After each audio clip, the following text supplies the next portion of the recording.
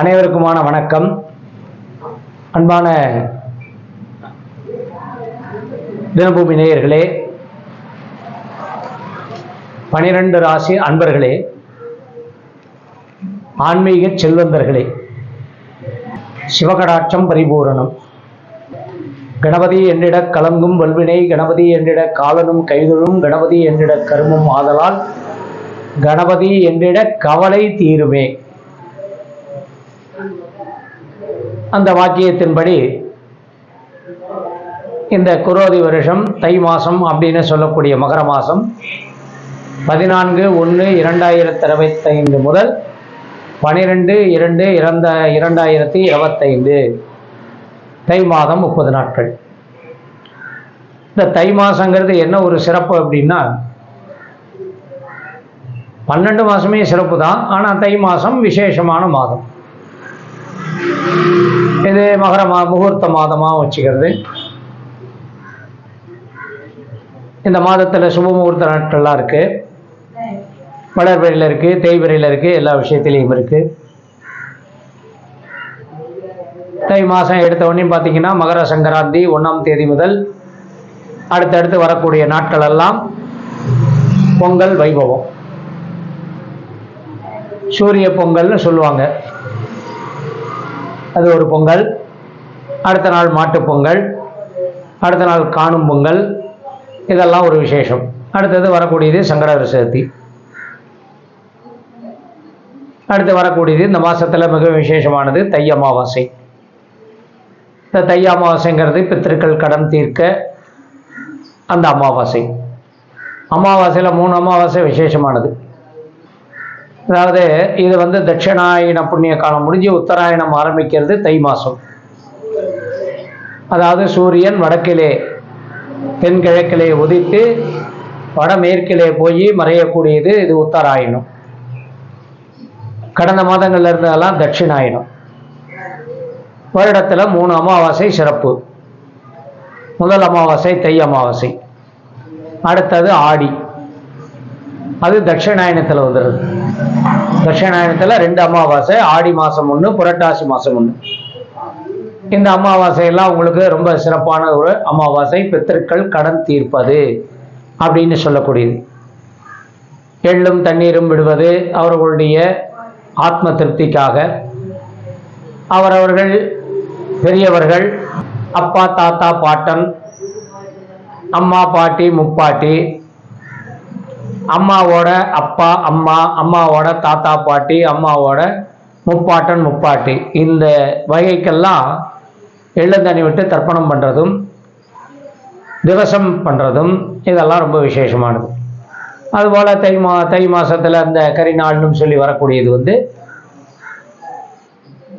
அதுவும் பெரியவர்களுக்கு, அதாவது சமாதியாக நிலையில் இருக்கக்கூடிய இறந்த அவருடைய ஆத்மாவுக்கு சமாதி பூஜைன்னு சொல்லி அங்கே போய் படையல் போட்டு பண்ணுவாங்க. இது ஒரு சில குறிப்பிட்ட சாரார் செய்யக்கூடியது.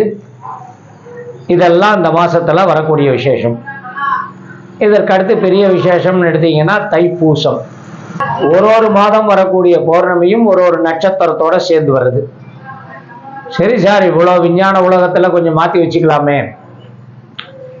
இப்போ தை மாதமும் பூசமும் சேர்ந்து வந்தால் தைப்பூசம், மாசியும் மகமும் சேர்ந்து வந்தால் மாசி மகம், அதாவது பௌர்ணமி. பௌர்ணமி தினத்தில் இந்த நட்சத்திரம் மாசியில் வரக்கூடியது மக நட்சத்திரத்தோட பௌர்ணமி, பங்குனியில் உத்தர நட்சத்திரத்தோட பௌர்ணமி, சித்திரையில் சித்திர நட்சத்திரத்தோட பௌர்ணமி, வைகாசியில் விசாக நட்சத்திரத்தோட பௌர்ணமி, ஆருத்ரா அதாவது திருவாதிரையும் இதுவும் வரக்கூடிய பௌர்ணமி.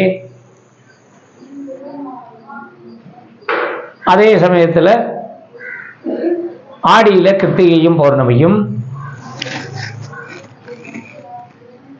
ஐப்பசி மாதத்தில் அது ஒரு மகா பௌர்ணமின்னு சொல்லக்கூடியது, அன்னாபிஷேக பௌர்ணமி, பரணி அஸ்வினி அந்த நட்சத்திரம் சேர்ந்து வரக்கூடியது. கார்த்திகையில் உங்களுக்கெல்லாம் தெரியும் கிருத்திகை நட்சத்திரமும் பௌர்ணமியும், மார்கழியில் திருவாதிரையும் பௌர்ணமி. இந்த நட்சத்திரங்கள்லாம் ஒரு கடவுளுக்கும் ஒரு தெய்வத்துக்கும் மிகவும் விசேஷமாக செய்யும். அந்த வகையில் இந்த தைப்பூசம் அப்படிங்கிற பேர்லேயே இருக்குது தைப்பூசம். அது பௌர்ணமி அன்னைக்கு வரும். இந்த தைப்பூசம்ங்கிறது முருகப்பெருமானுக்கு எப்படி நம்ம சபரிமலைக்கு மாலை போட்டு மலை ஏறி எழுமுடி கட்டி மலை ஏறி நம் சாமியை பார்த்துட்டு வரோமோ, அந்த மாதிரி இந்த தைப்பூசத்துக்கு பழனியில் பெரிய விசேஷம். அதுக்கு என்ன பண்ணணும்னா 36 நாள் 48 நாளுக்கு முன்னாடி குறைஞ்சது 12, அதுக்கு மேலே 24, அதுக்கு மேலே 36, அதுக்கு மேலே 48, எல்லாம் பாருங்கள் 12இன் பெருக்கமாக வரும். இந்த நாட்டில் முருகனுக்கு மாலையிட்டு நடைப்பயணமாகவோ இல்லை வண்டி வாகனங்கள்லேயோ பழனிக்கு போய் பழனி மலை முருகனை தரிசனம் செய்துவிட்டு வரணும். பால் காவடி, பன்னீர் காவடி, இந்த காவடி எல்லாம் எடுத்து சில ஊர்களில் முருகன் ஆலயத்தில் அக்னி பிரவேசம் பண்ணுவாங்க. அதாவது அக்னி குண்டம், தீமிதி திருவிழாப்படும். அதில் பார்த்தீங்கன்னா முருகர் வெண்டாடி வேந்தராக முதல்ல எடுத்த உடனே சாமி அந்த பூக்குண்டத்தில் இறங்கும், பூக்குழியில் இறங்கும், அக்னி குண்டத்தில். அடுத்தது காவடி இறங்கும். சுவாமி வேஷம் எப்படி இருக்கும் அப்படின்னா, அந்த பூ மிதிக்கிற டயத்தில் அதிகாலை வேளையில் சுவாமி வெள்ளை நரை முடியோட நரை தாடியோட இந்த வள்ளிக்கு கிழவனாக காட்சி தந்த அந்த வேடம் அடைந்து தான் அந்த அக்னி குண்டம் முன்னாடி அந்த அலங்காரம் பண்ணி வச்சுருப்பாங்க. இது ரொம்ப விசேஷமானது. அதனால் தைப்பூசங்கிறது பழனி எல்லா முருகன் ஆலயத்திலையும் தைப்பூசம் உண்டு. வேண்டுகின்ற வரமும் நம்ம உடம்ப அதாவது உடம்பை வருத்தி விரதம் இருந்து அந்த பிரார்த்தனையை நம்ம வச்சுக்கும் பொழுது, உடல் வருத்தி அந்த விரதத்தை இருந்தாதான் அந்த விரதத்துக்கு மகிமை. காத்தால சாப்பிட்டு, மத்தியானம் சாப்பிட்டு, ராத்திரி சாப்பிட்டு, நினைச்சதெல்லாம் சாப்பிட்டு, நினைச்ச வாடி இருந்துட்டு போய் சாமியை போய் பார்க்கறதுல ஒரு அர்த்தமே கிடையாது. ஒரு பயம் இல்லை, பக்தி இருக்காது. பயபக்தின்னு ஒன்று இருக்கு. அதை பற்றி தனிப்பட்ட முறையில் உங்களுக்கு பதிவு சொல்கிறேன். இந்த பிரார்த்தனைங்கிறது மாசத்துல வரக்கூடிய தைப்பூசம். இது ரொம்ப விசேஷமானது. அதே போல் அமாவாசை, முன்னாடி எடுத்தா பொங்கல், இதெல்லாம் உங்களுக்கு மிகவும் நல்ல பயனுள்ளதாக இருக்கும். அவர்கள் இதை மனதிலே வைத்து இந்த மாசத்துல தை மாசத்தினுடைய விசேஷத்தை அனுபவிங்கள். இந்த மாசத்தில் இருக்கக்கூடிய கிரகநிலை அப்படிங்கிறது சூரியன் மகரத்திலையும், சந்திரன் அதுக்கு 7ஆம் இடத்துல, அதாவது பௌர்ணமி பார்த்தீங்க அப்படின்னா சூரியனும் சந்திரனும் நேர் எதிராக இருக்கும். இது பௌர்ணமி.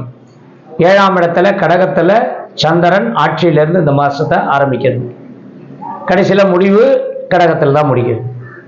செவ்வாய் கடகத்தில் வக்கரகதியாய் இருந்தவர் இப்போ அதே செவ்வாய் கிரகம் மிதுனத்தில் வக்கரகதியாக அந்த மாதம் போறாரு. சூரியனுக்கு அடுத்த இடத்துல கும்பத்தில் சனி பகவான்.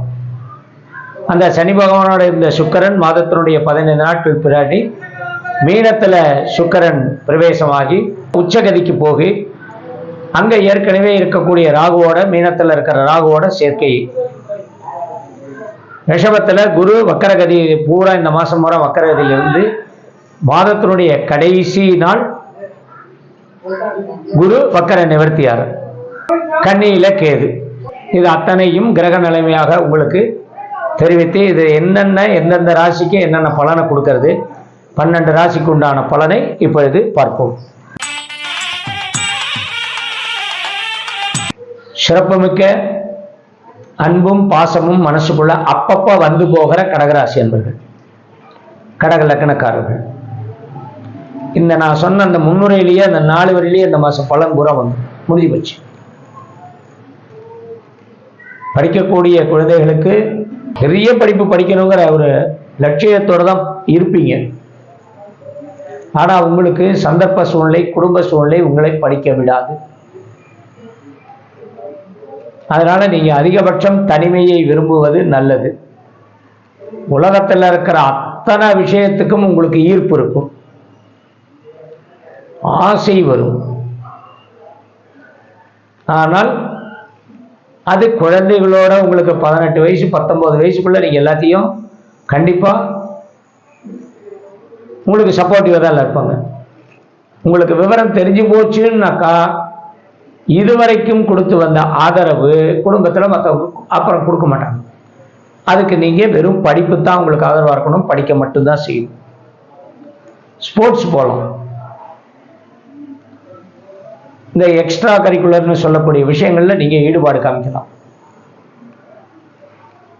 22 வயசுக்கு மேலே பொதுவாகவே இந்த ராசிக்கு 20 வயசு தான் ரொம்ப கீழே, அதாவது புரிதல் இல்லாத வயதுன்னு சொன்னால் 20 வயசுக்குள்ள. 20 வயசுக்கு மேலே எல்லாமே புரிஞ்சிடும். இந்த மாதம் ஆரம்பிக்கிறதே சந்திரன் உங்கள் வீட்டிலேருந்து ஆரம்பிக்கிறார், சொந்த வீடு. அப்போ சந்திரனுக்கு இருக்கக்கூடிய அந்த அபரிமிதமான ஒரு நல்ல பண்பு உங்களுக்கு கை கொடுக்கும். 22 வயசுக்கு மேலே 30 வயது வரை இருக்கக்கூடிய பெண்களுக்கு திருமணம் நிச்சயிக்கப்படும். 25 வயசுக்கு மேலே 32 வயது வரை இருக்கக்கூடிய திருமணமான பெண்களுக்கு குழந்தை பேரு கிடைக்கும். 27 வயசுலேருந்து 33 வயது வரை இருக்கக்கூடிய ஆண்களுக்கு திடீர் திருமணம், திடீர் நிச்சயதார்த்தம் நடக்கும். அதே போல 30 வயசுலேருந்து 37 வயது வரை இருக்கக்கூடிய ஆண்களுக்கு குழந்தை இல்லை, ஏற்கனவே பெண் இப்போ பையன் வேணும், இல்லை ஏற்கனவே பையன் இப்போ பொண்ணு வேணும். கண்டிப்பாக அவர்களுக்கு அந்த நல்ல ஒரு யோகமான நேரம். ராசியில இருந்த செவ்வாய் இப்போ 12ஆம் இடத்துக்கு வக்கரகதியா போறதுனால ஒரு 32 வயசுக்கு மேல ஒரு 46 வயது வரை இருக்கக்கூடிய அத்தனை ஆண்கள் பெண்களுக்கு ஏதாவது ஒரு வகையில ஒரு வழக்கு இல்ல பொய் புகார் இல்ல உங்க பேர்ல ஒரு குறிப்பு வைத்து உங்களை தாக்கக்கூடிய செயல்கள் இதெல்லாம் வர்றதுக்கு வாய்ப்பு இருக்கு. அதாவது பொதுவா ஒரு போலீஸ் கேஸு இல்லை கோர்ட்டு கேஸு அந்த மாதிரிலாம் ஏதாவது வர்றதுக்கு இருக்கு, ஜாக்கிரதையா இருங்க. அரசாங்க சம்பந்தப்பட்ட வகையில சம்பாதிக்கிறவங்க, இந்த கான்ட்ராக்ட் பண்றவங்க, இல்லை அசோசியேஷன் நிலம் வாங்கி வீடு கட்டி கொடுப்பவர்கள் ரொம்ப ரொம்ப ஜாக்கிரதையா இருக்கணும். ஏன்னா பணம் இழப்பு நடக்கிறதுக்கு வாய்ப்பு இருக்கு. குரு வக்கரகதியில் தான் இருக்கார். அது வக்கர நிவர்த்தி ஆற வரைக்கும் கொஞ்சம் பொறுமையா இருக்கிறது நல்லது. இந்த 9ஆம் இடத்தில் இருக்கக்கூடிய ராகுவும் சுக்கிரனும், 11ஆவது சுக்கிரன் 9ல் இருக்கு. அவர் ராகுவோட சேர்றதுனால பல விஷயங்கள்ல உங்களுக்கு விட்டு போன பணம், கொடுக்கல் வாங்கல்ல இருந்து வந்த பிரச்சனை இந்த மாசத்துல தீரும். 46 வயதுக்கு மேலே இருக்கக்கூடியவர்களுக்கு திடீர்னு வேலை இல்லாம இதுவரைக்கும் இருந்தவங்களுக்கு வேலை கிடைக்கும். பொதுவாக இந்த ராசிக்கு வேலை கிடைக்கும். அதுக்கு இந்த 7ல் இருக்கிற சூரியன் ரொம்ப ஹெல்ப் பண்ணுவார்.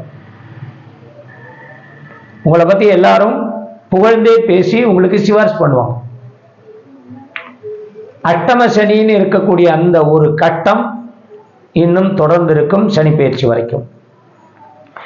அதனால வேலை இழந்தவங்களுக்கு ஒரு சில பேர்களுக்கு பூச நட்சத்திரம் அப்படின்னு சொல்லக்கூடிய உத்தியோகம் கிடைச்சாலும் சிரமம் இருக்கிறது, உத்தியோகத்தை மேலதிகாரியினால தொல்லை இருக்கிறது, உங்களால நிம்மதியா வேலை செய்ய முடியாம போறது, இல்ல திடீர்னு வேலை இழந்துட்டீங்க, எனக்கு வேலை அவங்ககிட்ட வேலை செய்ய பிடிக்கல அப்படின்னு விட்டவங்களுக்கு வேலை கிடைக்கிறதுலேயே நிறைய தடுமாட்டம். வெளிநாடு சம்பந்தப்பட்ட வகையில வேலையில் இருக்கிறவங்க ரொம்ப பல்ல கடிச்சுன்னு தான் இருக்கணும். இல்லைன்னா உங்களை ஒரே நாளில் வெளியில் அனுப்பிச்சிடுவாங்க. இல்லைன்னா நீங்களே தொழில் செய்யலாமா, சொந்த தொழில் செய்யலாமா, மந்த தொழில் செய்யலாமா, அந்த தொழில் செய்யலாமான்னு உங்களை நீங்களே கெடுத்துக்கக்கூடிய சூழ்நிலைகள் இருக்கு. அதனால சனி விட்டு போகும்போது கூட உங்களுக்கு தொல்லை கொடுத்துட்டு தான் போகும்.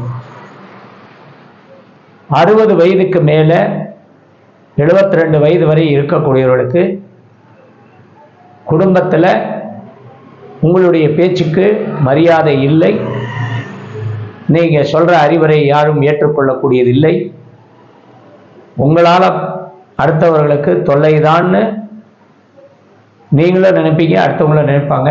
அதனால கொஞ்சம் இந்த மாசத்தை கொஞ்சம் பல்ல கடிச்சிட்டு எதிரா சுகம்னா இருக்கிற இடத்துல இருக்கிற வேலை, இருக்கிற வாழ்க்கை தான், அன்றாடம் செய்யக்கூடிய அந்த செயல்கள் தான் உங்களுக்கு மாற்றம் இல்லாமல் இருக்கிறது தான் இருக்கும். நன்றி, வணக்கம்.